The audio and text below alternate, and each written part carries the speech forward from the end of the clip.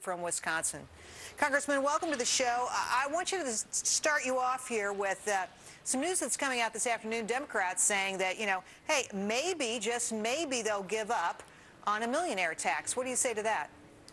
Well, here's the deal, Jerry. We have a conference where the House and the Senate have come together to agree on spending levels for this minibus.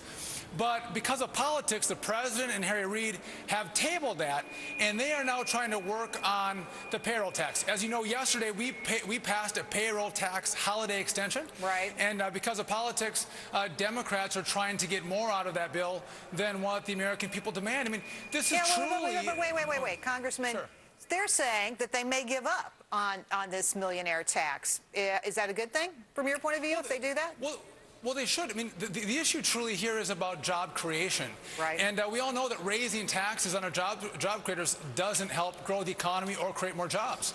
But what we've done in the payroll tax holiday, as you know, is we've included the Keystone Pipeline, which is going to be 20,000 plus new jobs. And we've dealt with the Boiler MAC issue, these industrial boiler standards from the EPA. They're going to kill jobs in our whole industrial sector across the country. So it's a common sense bill. There is. There are lots of issues. One of the issues I wanted to talk to you about tonight, because I found it, frankly, astounding, are comments from the President about the economy, what he knew and when he knew it. We've got a couple of statements here together from different periods. Listen to this. I wish I knew, and I wish everybody knew, just how deep the crisis was when I was first sworn into office. I think we understood that it was bad.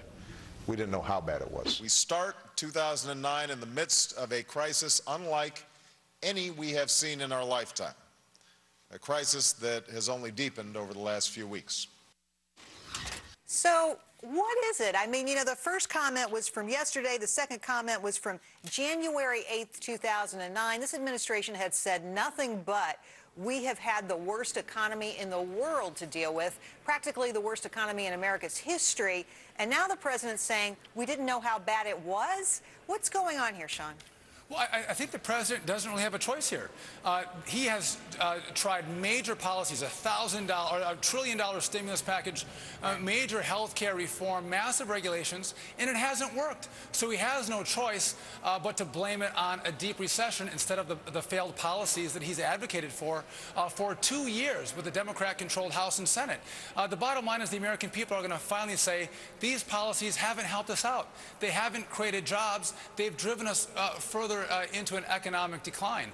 And I think the president's in a tough spot. When your policies don't work, you have to blame it on something else, and that's what he's doing. Well, he's in blame mode certainly what we're instead hearing. of taking responsibility himself. Well, and there's lots of responsibility to go around, right? For example, right now, I'm not happy about the fact that there's another government shutdown looming, and you people, what are you doing? Are you going to get anything done in Washington? Are we going to get a budget? Are we going to keep the government from going out of business? But Jerry, that's a great point. I mean, you have the House and Senate, Republicans and Democrats who've come together. There's an agreement. There's a conference agreement to fund the government starting on Friday for the rest of the year.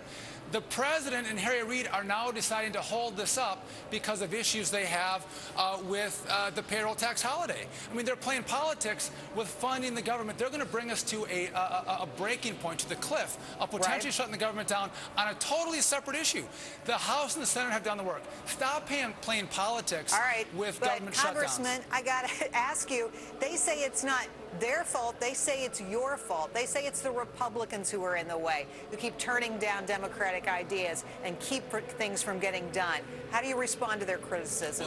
Well, even Democrat operatives have agreed that the House and the Senate have a conference report that they've agreed upon to fund the government through 2012, which is this new minibus.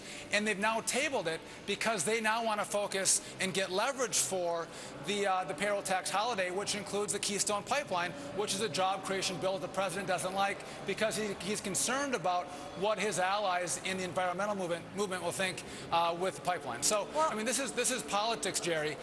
Believe me, I know. I talk to you guys every night, and nothing ever seems to get done. One question for you, though, that I think is really important, especially at the end of the year here. I know that John Boehner, the leader of the House, has been trying to get a payroll tax, as you've mentioned, passed here in connection with the pipeline. But there's also the issue of the AMT, alternative minimum tax, which is going to kill a lot of Americans. There's the doc fix that happens at the end of every year.